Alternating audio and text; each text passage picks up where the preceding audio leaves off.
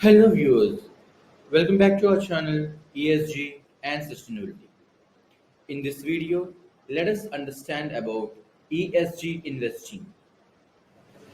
ESG investing, investment made in those organizations which consider ESG factors in their operations.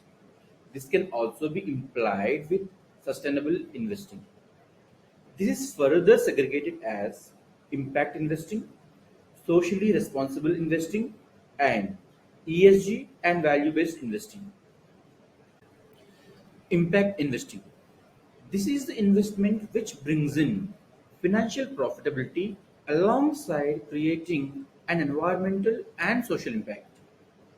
Impact investing generally concentrates in choosing a business or an organization that works for the betterment of either society or to create a positive environmental impact.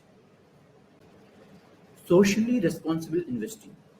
The investment which is made in those organizations which are ethically good and works for the betterment of society.